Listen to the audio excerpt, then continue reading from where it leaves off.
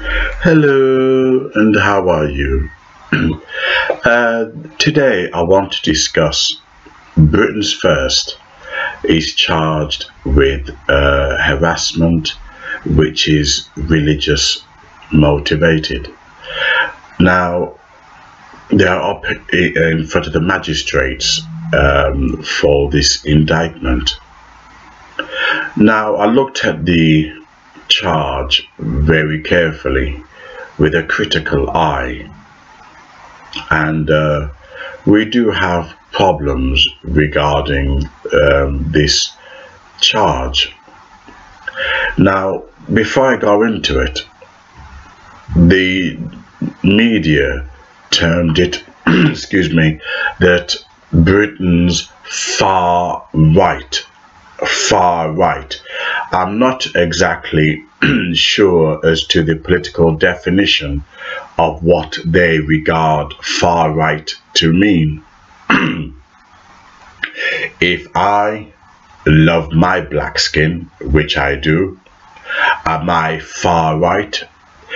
If my white friend who is patriotic and loves Britain and the monarchy, is he far right?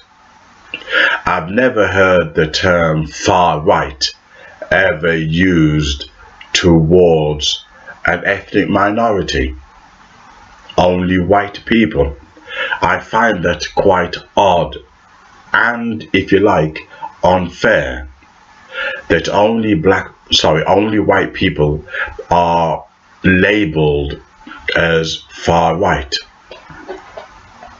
This raises serious political, implications, because if you cannot, I looked at the charge and I will now go into it. Britain's First, anyone who knows about this cause, this political lobbying, they spend their time attacking Muslim pedophiles and grooming gangs, and was it not for the likes of Britain First, many white girls would have, white toddlers I should say, young teenagers as young as 8 and 9 would have continued being sexually abused. But the system, just like they did with Jimmy Savile, the system chose to be oblivious to this. The system had a shutdown where they refused to even acknowledge the serious child abuse that was prevalent in the Muslim communities towards white girls.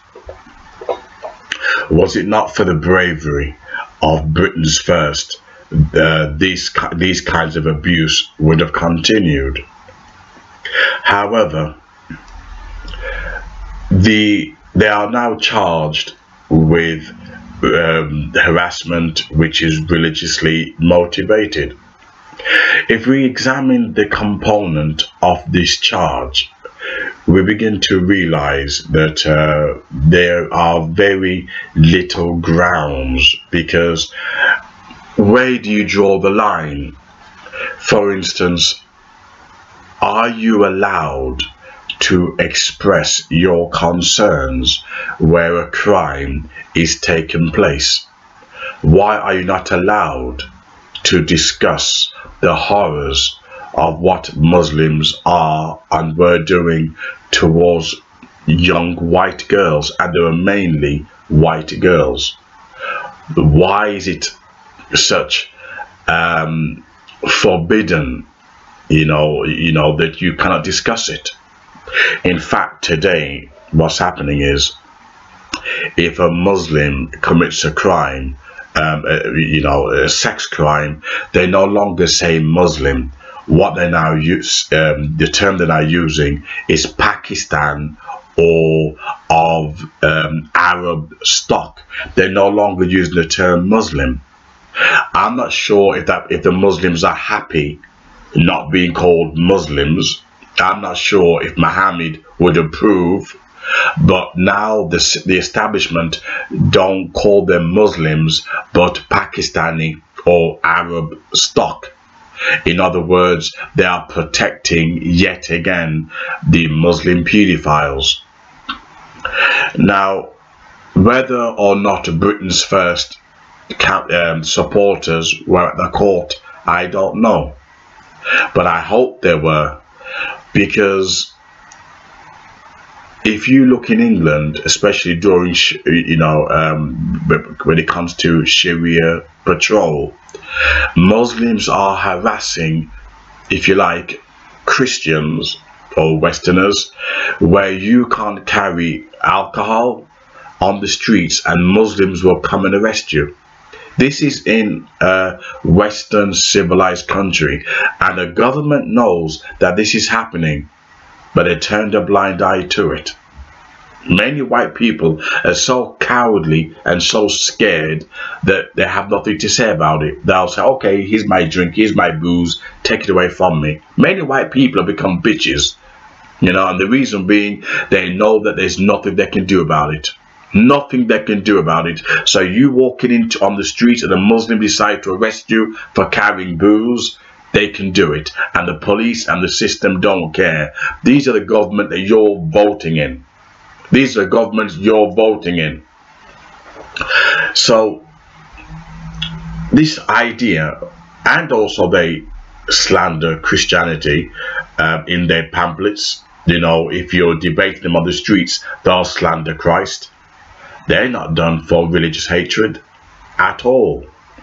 So you begin to ask the question, why is it that Britain's first, who to my knowledge have never used violence, but if violence comes to them, they have a right under international laws or universal laws to use self-defense, but they've never went out to attack, to my knowledge. But you have a right on the universal laws to use self-defense, but they've never done that. And yet they were charged with religious discrimination, harassment, and I've looked at it and I could not see anything that substantiate that charge. None whatsoever. They have a right to an opinion. They have a right to expose where crime has been committed. They have that right. If that right is taken away from us, then we have to question the motives of the legal system and the courts. The newspapers and the social media was explicitly clear that Britain's first leaders were dealing with Muslims, child abusers. So they were dealing with criminals. They were not dealing with Muslims who weren't doing it, but they were dealing it with Muslims who were criminals. So what part of that is a crime?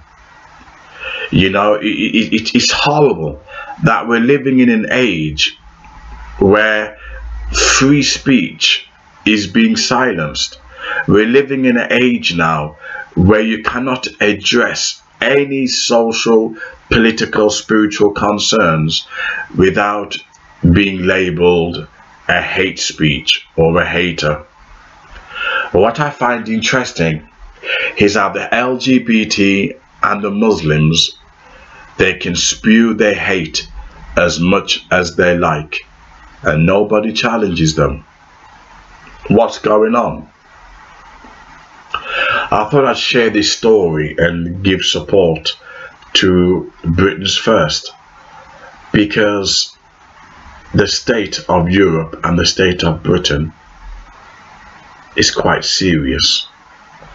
That Muslims have more power than the citizens and no one cares, or are too weak to even fight back.